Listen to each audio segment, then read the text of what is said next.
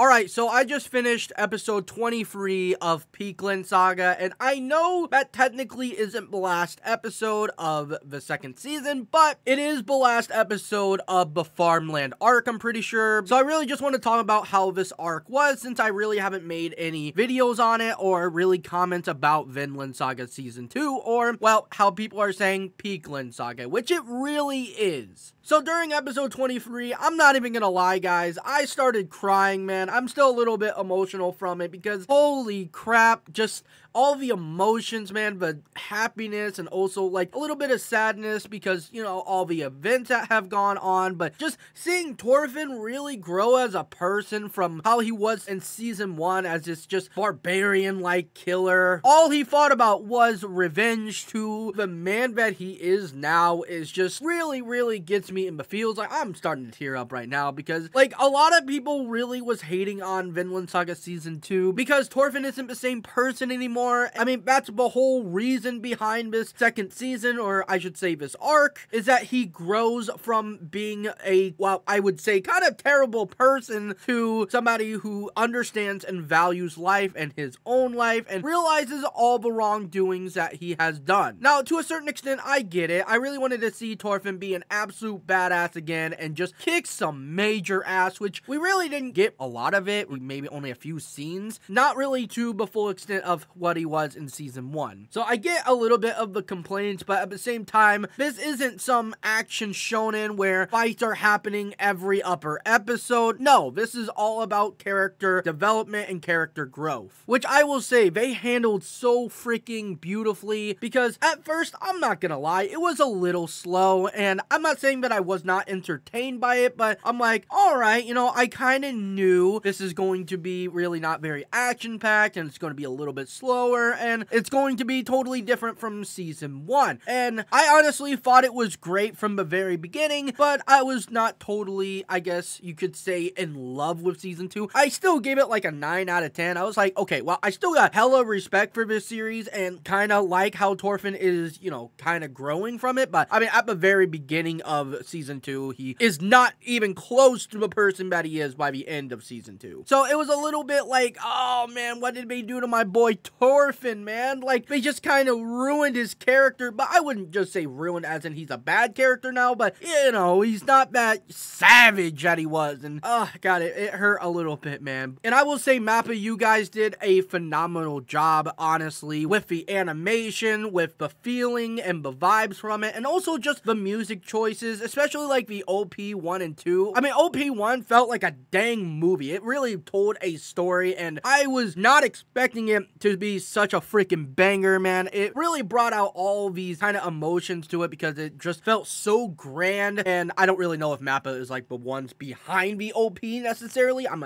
guessing they are. Either way, OP1 was absolutely thrilling, and I will say was honestly one of my favorite OPs of the season, if not probably my favorite OP of the season. I mean, OP2, I'm not even gonna lie, I was not a super huge fan of it at first, but I have been listening to it on repeat for like the past, I don't even know how many weeks now. It really started to grow on me, and I will say it was definitely like a big 180, I guess you could say, from OP1, because OP1 was like a lot slower and felt more grand, where OP2 reminded me of the original OP1 from Vinland Saga Season 1, which I'm not saying is a bad thing. I mean, Vinland Saga has some banger OPs. All of them are freaking good, but it was just like, okay, this is quite the mix-up now. But in no way am I saying it bad. Like I said, I've been listening to it for weeks now. So yes, Thorfinn character development, absolutely amazing. God tier, I will say. I don't really know of too many other characters that really have been fleshed out like him, but I will say that, yeah, Thorfinn, easily one of my favorite characters of all time now. And other characters, honestly, I loved them as well. Snake was definitely a fan favorite. Einar was honestly cool. I really didn't have anything like against him. He's a cool guy. I like him. Not really my favorite character, but we're definitely probably going to see a lot more with him and Thorfinn. I'm guessing. I could be totally wrong. You know, seeing Thorfinn's adventure with Einar, I can definitely be 100% down for that. And one of his sons, I totally forget his name. I just hated him so freaking much. I think everyone pretty much did. That's kind of the point of his character. He was a total little bitch. I just did not like him. But, you know, at the very very end, episode 23, I'm not gonna lie, his words to Thorfinn was definitely, again, man, making me,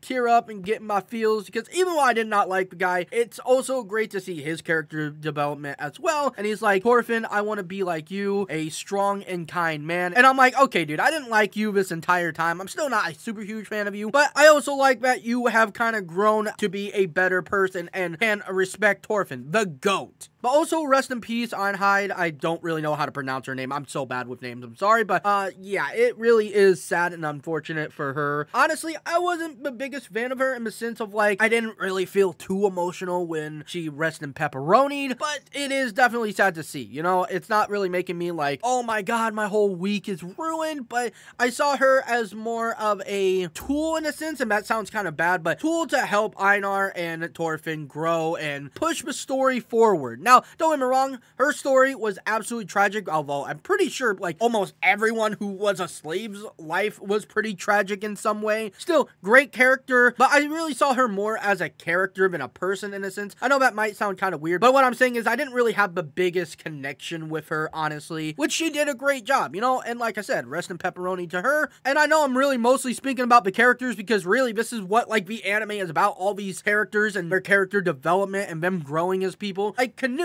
oh my god, the freaking 180 this man pulled. He went from like some little bitch in season 1 to like an absolute freaking menace to society in season 2. Like, the things this man did is absolutely horrid. Holy crap. But I'm not gonna lie, Thorfinn and Canute's talk really did bring a smile to my face, even though, yeah, Canute's, you know, a piece of shit. But then again, you can make the same argument that Thorfinn is also a piece of shit. He's learning, but he did some terrible things as well. We can't really, like, deny that. But Canute's talk with Thorfinn, oh my god, that is how you do talk no jutsu, man. I saw a comment on that and I'm like, yes, this talk no jutsu makes sense 100%. Oh, because Canute, obviously, like he said, you know, I've never had like peaceful talk with anybody before. You know, somebody's always trying to gain something from me or fool me in some way. Thorfinn came in and is like, bro, I'm trying to talk peace with you. I don't want any fights. And well, if we can't really come to an agreement, I will run. I will leave. I will go as far away from you as can because I'm not trying to fight you. There just should not be any more bloodshed. And it's just really, really crazy to me how this guy, Thorfinn, went from literally slaughtering people and his whole freaking life revolved around murdering Askeladd, the GOAT, I will say, to being like, you know what? Like my father said, I have no enemies and I will do my best to not really shed any more blood. Although we will have to see in season 3 and forward. And I could read the manga, yes, but I mean, I don't really know if I really want to read the manga, honestly. The anime is just so freaking goated, I feel like it's worth the wait. Anyways, back to Canute. The man got talk no jutsu'd so hard that he just